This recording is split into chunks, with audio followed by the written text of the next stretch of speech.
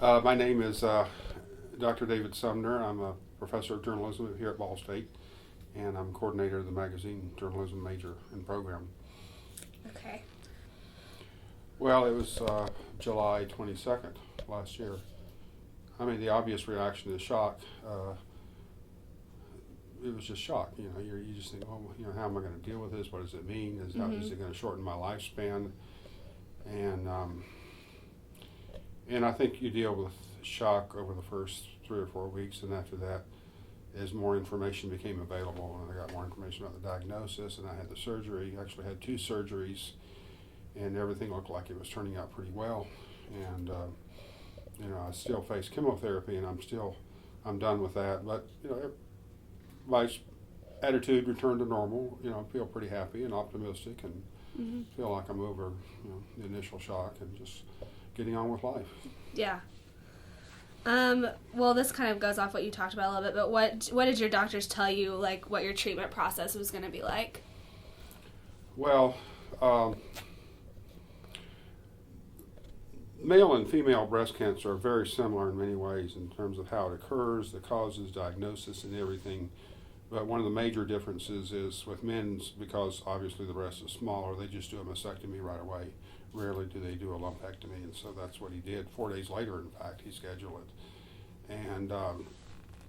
And so that surgery, and it had gone into one lymph node, so they had another surgery later to take out 12 more lymph nodes, but they were all negative, fortunately, so it was barely a stage 2. And so basically those 2 surgeries got everything. There was no cancer as far as that was visible.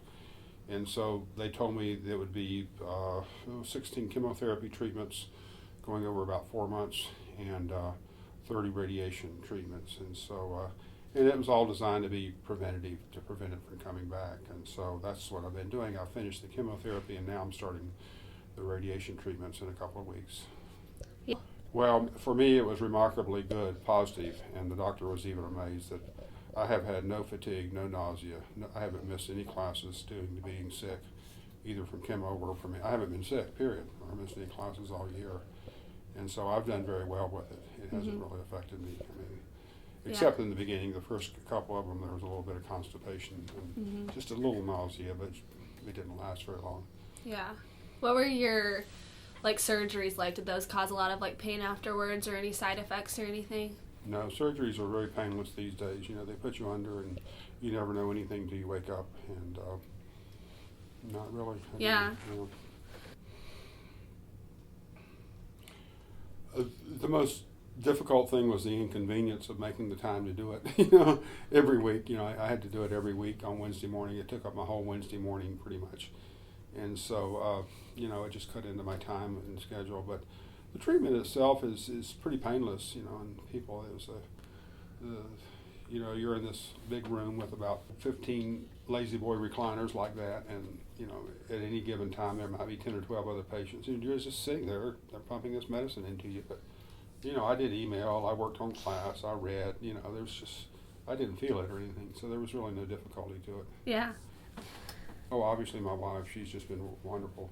She's just been behind me every step of the way, and supportive and helpful, and she's just been great. Her name is Elise. Okay. Oh, I think she always tries to anticipate my needs and tries to anticipate problems that might occur. She always wanted to meet with the doctors when I did, because she would think of questions that I didn't. And so she's very thoughtful in that way, and trying to anticipate problems, or and certainly just being positive. Just basically, she's got a great sense of humor, just a very cheerful, positive outlook all the time. And if she ever got down or discouraged about it, I didn't know. She didn't reveal it to me.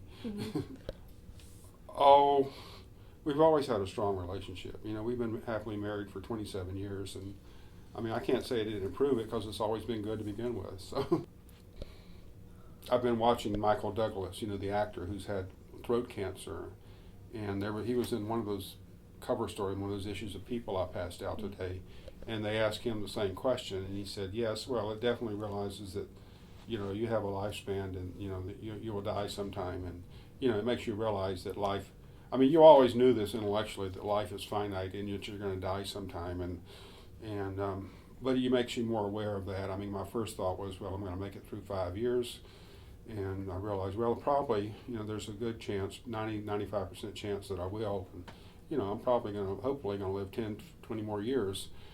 But it just makes you more conscious that, life does have a limit to it, that you're going to die. And you just want to make sure that every day I'm doing the things that are most important to me. And so that's basically it, that you don't really want to waste any time or waste your time doing things that don't matter that much or that you don't have to do. So, yeah, I think that's just made you conscious of your priorities a little bit. Oh, definitely, yeah. I mean, being a Christian, I've always believed in that, this life is not the end of life and that I will be in heaven. And so I would say it's strengthened my faith, and my own church has been, the people there have just been wonderful support. I mean, dozens of friends every Sunday, they ask about me and how I'm doing and how I'm feeling, and, I've been on the prayer list. And so, I would say, without my faith, it would have been at least twice as hard. I wouldn't have been as positive throughout all of it. Yeah, with that. definitely. Not really. I never felt why me, Lord, because if anything, I felt why not me. I've just been very successful, very blessed in many ways. And so, I've always known that bad things happen to good people, and there was no reason that bad things shouldn't happen to me. I'm no better or no worse than anybody else. And so, I wouldn't say, it's never really caused me to question. Yeah, I love running and exercising, and I go to the gym at least 3 times a week usually, and run and lift weights once a week. And so I ran I ran for an hour this morning, which would have been about 5 miles probably for me. And so, there's just a lot of medical evidence that exercise makes a big difference because it raises your immune system, and it's helped me minimize the side effects of cancer. And the other thing is adopting a diet that's more cancer healthy, which is complicated to explain in a few sentences, but it's increasing my vegetables and fruits and decreasing meats and increasing seafood. There's a couple of supplements I take. So there's certain foods that encourage the growth of cancer cells, and I try to avoid those. And there's certain foods that discourage the growth of cancer cells, and I try to eat a lot of those. Yeah, definitely. Well, it's rare, but not that rare. It happens, I think, 1% of all cases, which means about 2,000 cases a year in the U.S. And my surgeon who did the surgery said he has one male every year too that he has to operate on, or one of his patients. And my general family doctor has said he's had 3 or 4 in the last 10 years. So here in Muncie, so it's not that rare. And so, like I said, I never felt, well, this is weird. Why am I having? I never felt it was a women's disease, because it does happen, and this, it's just a fact. So I was able to accept that, from the very beginning. The only difference is that, men are less likely to have checkups, and men often don't recognize it till much later.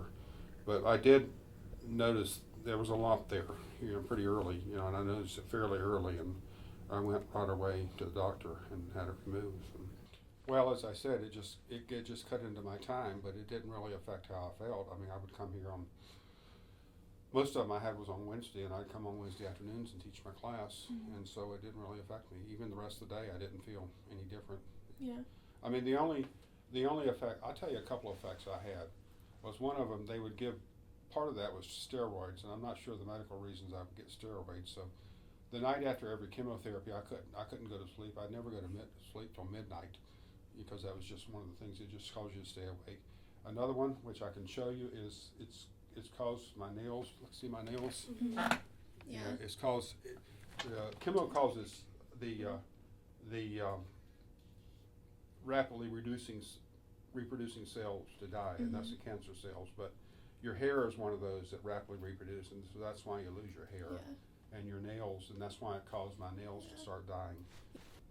They've been very, the department chair will, let me know if you need any time off. You can have any time, and if you have to miss any classes, we'll get somebody to teach for you. But I haven't had to do that. But everybody's been nice, and they ask about me and so forth. No, I haven't wanted to make it a focus of discussion in classes, but I do want to give periodic reports, because I know people wonder, and I'll probably say something in class next week since you've interviewed me. You kind of give an update. So I've wanted to tell people from time to time, no, I wouldn't say anybody's treated me any differently.